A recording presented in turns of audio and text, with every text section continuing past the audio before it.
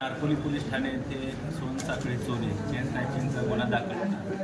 या गुन्ह्याचा समांतर तपास गुन्हे शाखा घटक 2चे पोलीस निरीक्षक पी.एस. सोनवणे आणि त्यांची टीम ACP शेखर बागडे यांच्या परीक्षणामध्ये करत होती। त्यामध्ये अब्बास उर्फ बट्टा युनुस सय्यद राहणार आंबिवली कल्याण ठाणे हा आरोपी निष्पन्न झाला। त्याला PSI पाटील गुन्हे शाखा घटक 2 आणि त्यांच्या टीमने बिदर कर्नाटक येथून ताब्यात घेतलं।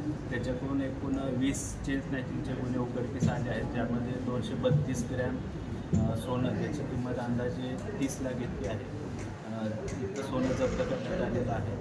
सदर आरोपीला आज भिवंडी शहर पोलीस ठाण्याच्या गुन्ह्यामध्ये रिमांडमध्ये घेतलेलं आहे। त्याला मान्य न्यायालयामध्ये आम्ही हजर करून पुढील रिमांड घेणार आहोत। सर कशी होती त्याची मोडस?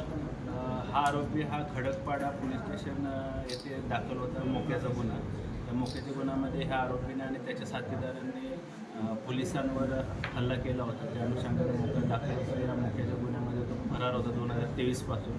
त्यानंतर देखील त्याने ठाणे पोलीस आयुक्तालयाच्या क्षेत्रामध्ये विविध प्रकारचे चेन स्नॅचिंगचे गुन्हे केले होते आणि त्याच्यावर यापूर्वी देखील काही चेन स्नॅचिंगचे देखील गुन्हे दाखल आहेत। सर यामध्ये अजून काही आरोपी ताब्यात येण्याचे निष्पन्न होतील का येत्या काळात, आणि कशाप्रकारे तपास सुरू आणि कशाप्रकारे जे आहे चोरी करायचं, म्हणजे बाईकवरनं केली जायची, घरातनं घरफोडी करून केली जायची?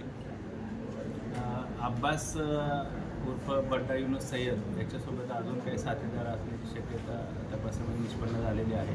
त्याचबरोबर त्यानं सोनसाखळी चोरी करत असण्याच्या गुन्ह्यामध्ये ते सोनं चोरलेलं आहे, ते कुठल्या ज्वेलर्सला विकलेलं आहे किंवा अजून कोण त्याचे साथीदार या गुन्ह्यामध्ये सामील आहेत का, त्या अनुषंगाने गुन्हे शाखा घटक 2चं पथक अधिक तपास करत आहे।